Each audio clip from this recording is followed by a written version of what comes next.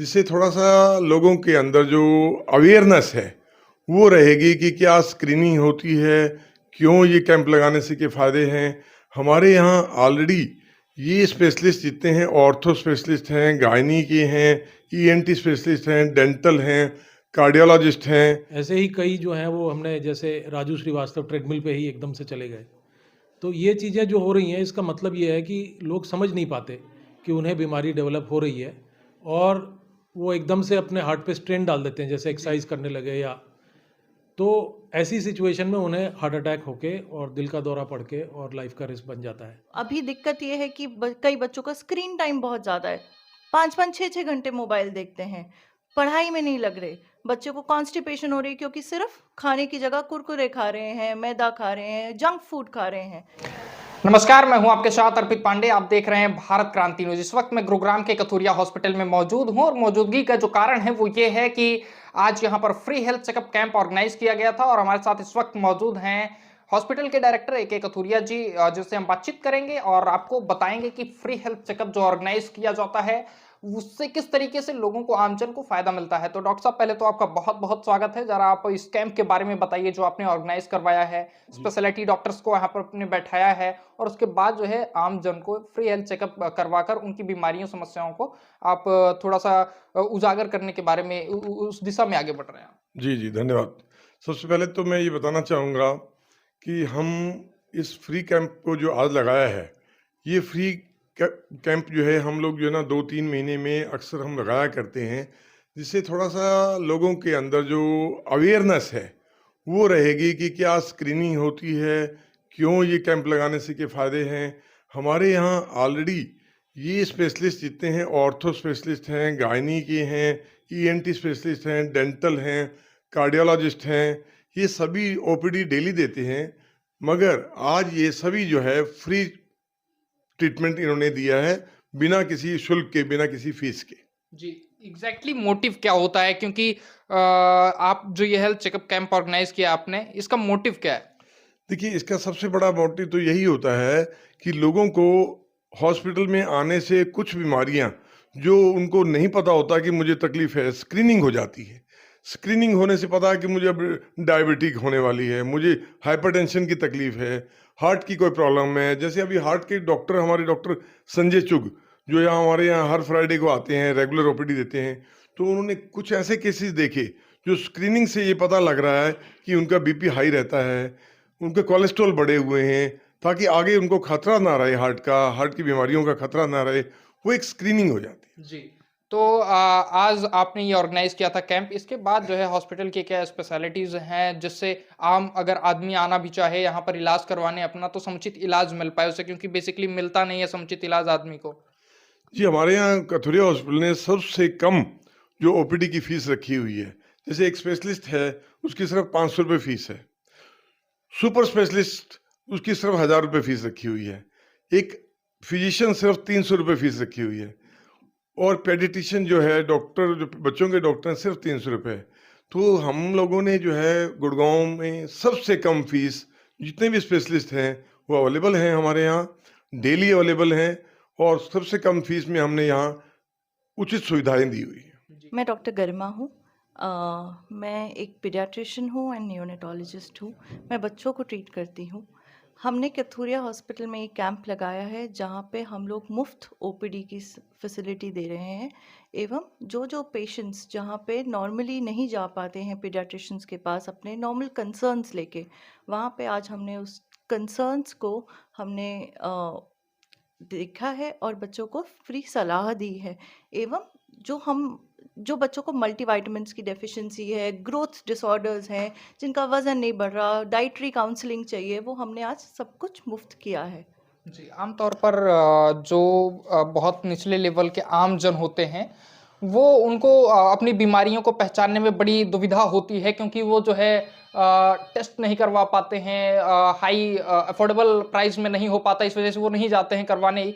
तो फिर आप लोग करवा रहे हैं, ये मोटिव क्या होता है एक free health checkup camp organise करने का?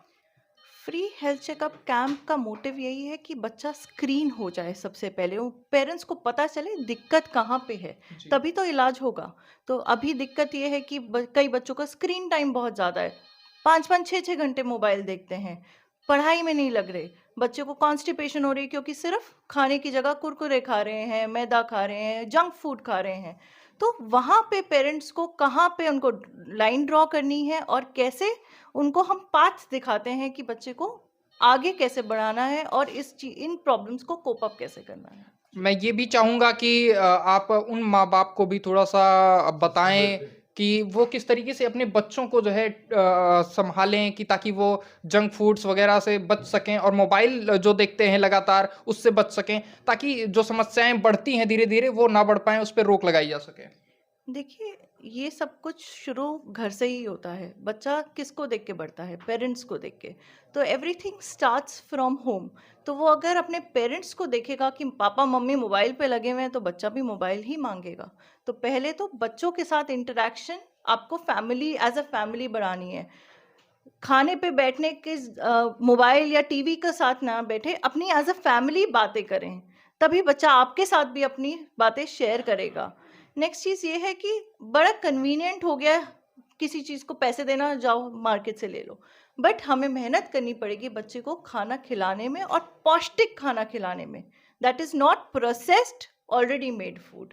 तो ये चीज़ों के लिए हमें आजकल नई अवेयरनेस करनी है, पेरेंट्स को बताना है, तभी बच्चे आगे बढ़ेंगे। हाँ, देखिए पहले तो सब ओपीडीज़ हमने फ्री रखी हैं। सारे जो सीनियर कंसल्टेंट डॉक्टर्स हैं, चाहे वो फिजिशियंस हो गए, ऑर्थोपेडिक हो गए, चाहे वो पीडियाट्रिशियन हो गए, ईएनटी डॉक्टर स्पेशलिस्ट हो गए, गायनी के हो गए, तो ये सारी ओपीडीज़ आज फ्री रखी गई हैं।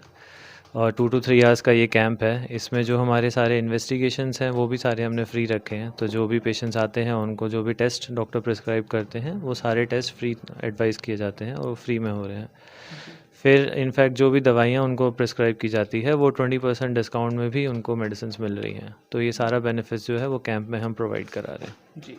तो मोटिव क्या होता है कि एक free health checkup camp organise करने का, क्योंकि आम जन को इससे बहुत फ़ायदा मिलता है, तो इसके बारे में थोड़ा सा अवेयरनेस फैलाना। पहली बात तो पेशेंट देखिए आते हैं तो उनको कंप्लेंट्स लेके आते हैं। बहुत पेशेंट्स ऐसे होते हैं जो अफोर्ड नहीं कर पाते हैं 1500 की ओपीडीज़ इतनी कॉस्टली, तो इसी बहाने कम से कम वो आते हैं और अपनी बीमारियों के बारे में एटलीस्ट खुल के बता पाते हैं, दिखा पाते हैं। फिर बाई चांस उन पेशेंट्स का कोई चेकअप एडवाइस किया जाता है तो कई पेशेंट्स न्यूली डायग्नोज शुगर निकलता है उनको, जो बहुत ज़्यादा 300-400 शुगर आता है।